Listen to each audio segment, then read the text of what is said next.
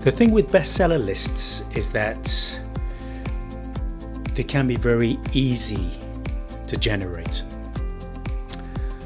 Now, if you look at what we do as an example, I mean, it's often the best place to start.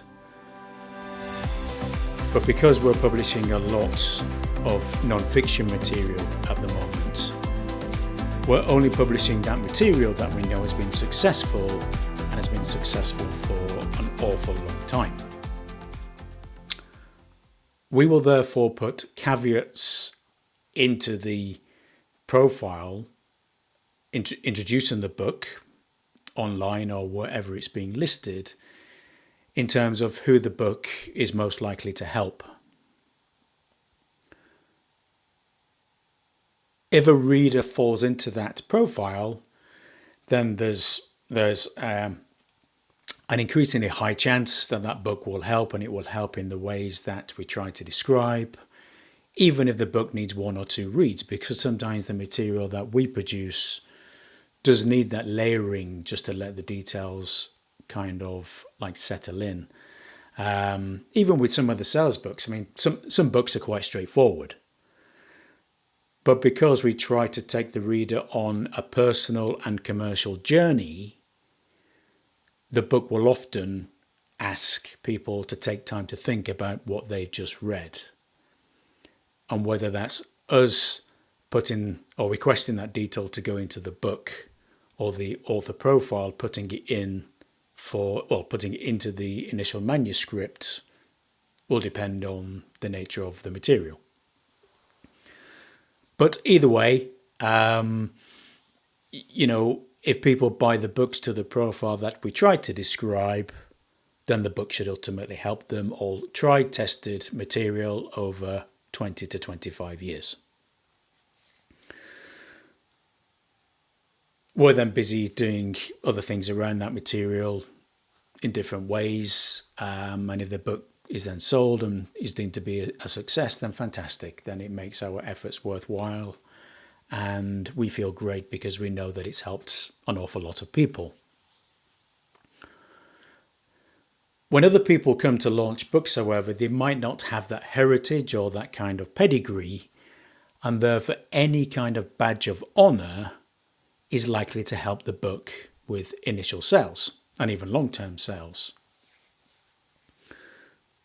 So what you'll find, and these have been debates across author and writer communities for now some time, is that a book might hit the top 10, top 20, top 100 seller list at any given time, and that gives that author, or that book, should I say, let's label this around the book, it gives the book the right to claim it's been on a bestseller list.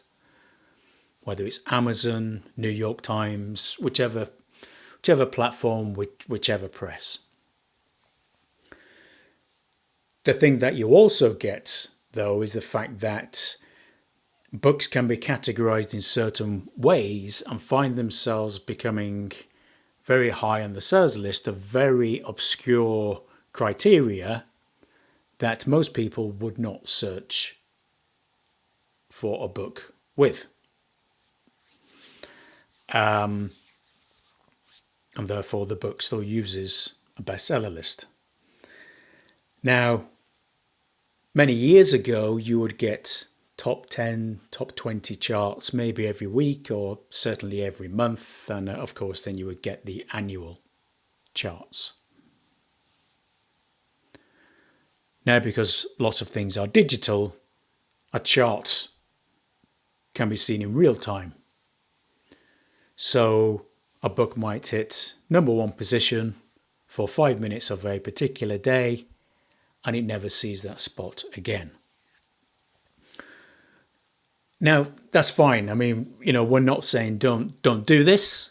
If you feel there's value to do it, then of course, you are the author or the custodian of your piece of work or your book. So of course you're going to use whichever way, shape or form you can to market it in as possible a light as you can. The only thing we'll say is be careful.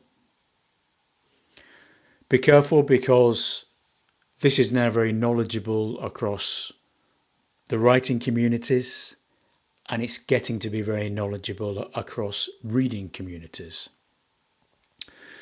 So what you never actually want to be seen of doing is trying to defend what you've done, or